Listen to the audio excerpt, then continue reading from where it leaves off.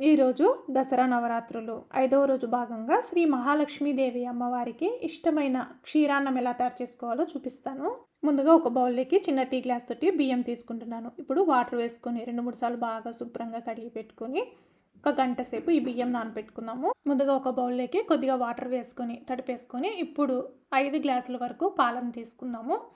అలాగే 2 గ్లాసుల వరకు నీళ్ళని తీసుకోవాలి. ఇది కరెక్ట్గా సరిపోతుందండి కొలత.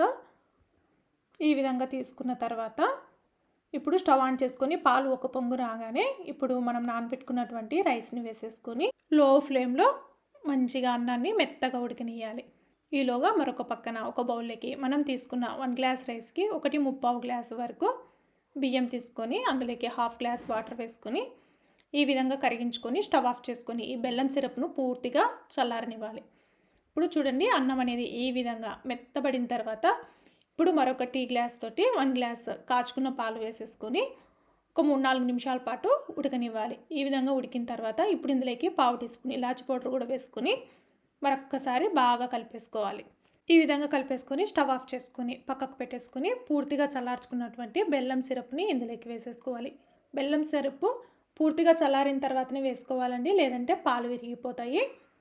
ఇప్పుడు ఒకసారి రైస్ని బాగా కలిపేసుకోవాలి. ఈ విధంగా కలిపేసుకున్న తర్వాత ఇప్పుడు స్టవ్ ఆన్ చేసుకొని ప్యాన్ పెట్టేసుకొని 1 టేబుల్ స్పూన్ వరకు నెయ్యిని వేసుకొని నెయ్యి వేడెక్కిన తర్వాత ఇందులోకి 2 టేబుల్ స్పూన్ల జీడిపప్పులు వేసుకొని జీడిపప్పు వేగిన తర్వాత కిస్మిస్ కూడా వేయించుకొని ఇప్పుడు స్టవ్ ఆఫ్ చేసుకొని ఈ జీడిపప్పు కిస్మిస్ని క్షీరాన్నంలో వేసేసుకొని ఒకసారి బాగా కలిపేసుకుంటే క్షీరాన్నం అయితే రెడీ.